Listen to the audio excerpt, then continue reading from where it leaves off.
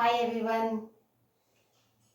Today in this session we are going to see some of the vessels, the specialty of vessels which is used for measuring volume.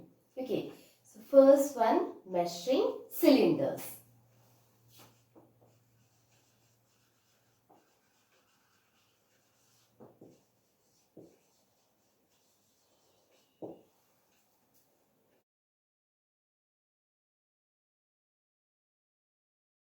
Measuring cylinder is actually made up of plastic or glass and it is graduated in milliliter. So if this is a measuring cylinder, it will be graduated like this way, and at the bottom we can see the zeroth level, and gradually it will be graduated. So how much liquid we need to measure, that we can pour it, and according to the position of the graduation we can measure the quantity of liquid we have taken inside the measuring cylinder. Second one, measuring beaker.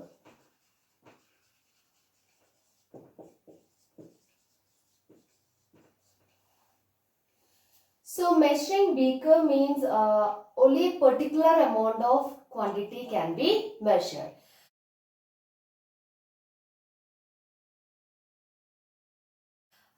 Or we can tell that fixed volume will be measured by using measuring beakers.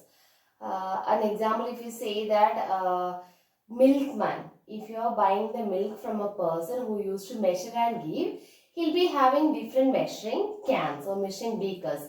Half liter, 250 ml, 1 liter. So only that particular amount can be measured by using that measuring beaker. Or else if you go to local grocery shop, there if you want to buy some oil, that is loose oil, not the packet oil, there also they'll be using a kind of measuring cylinder to measure the oil.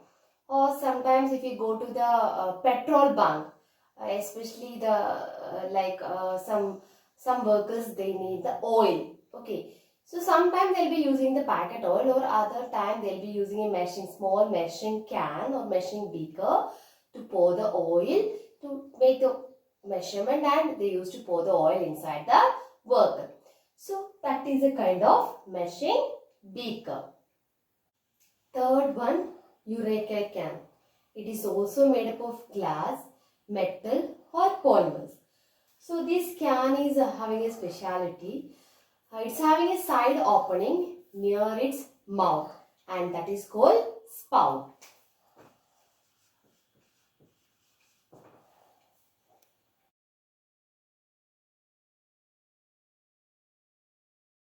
So this is the way it will be there. This is called spout, and when we measure, when we pour the liquid, only till here it will be there. Excess liquid will flow through this spout. So till here it will be having a fixed volume. So these are the three different vessels we are using to measure volume of liquids. Earlier we saw how to find out the density of regular solids by using the different equations. Now we are going to see that how can we find out the density of a regular solid.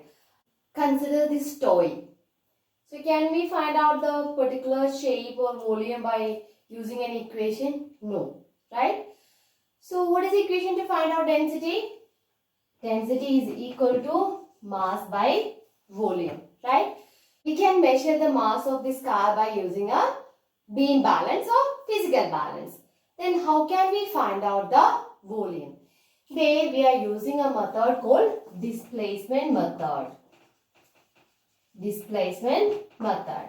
Okay, for that we need to take a measuring beaker which having graduations.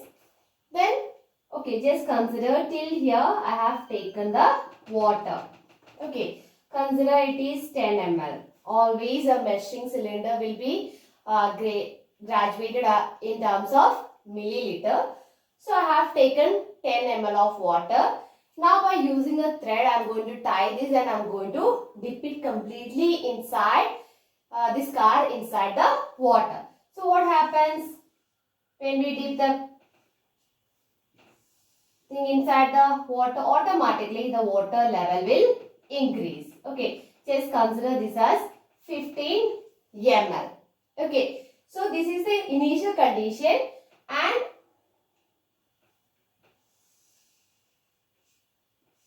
this is the final level after keeping the particular car inside the water. So we know that the water displaced will be equal to the volume occupied by this body. Now we have to find the difference. I am marking this as V1 and this as V2. So now what is the volume of this car? It will be V2 minus V1. So we can find out the mass by using a physical balance and the volume through the displacement method. So we can apply that value in the equation and can be easily find out the density of irregular solids. Now we'll see how can we find out the density of liquid. So there also we are using the same equation, mass by volume. Okay. So liquid means by using measuring cylinder we can directly find out the volume. Now the question arises for mass. How can we measure the mass of liquid? So we can measure the mass of liquid by using physical balance, but little bit variation is there. So we know that always alone the mass of the liquid cannot be measured by using a measuring balance, right? So for that what we have to take? We have to take a bottle. First we have to take the measure the mass of this bottle. Mark it as M1. Then pour the water or the liquid inside this one. Then all together with the bottle and the liquid we will get a mass of M2. So if you are minusing the mass of the glass or the bottle we have taken, we will get the mass of the original liquid. So M is equal to M2. Final mass minus initial mass, that is the mass of the bottle. We will get the mass and we can measure the volume through the measuring cylinders. And when we apply the values in this equation, we can find out the density of liquid. Thank you.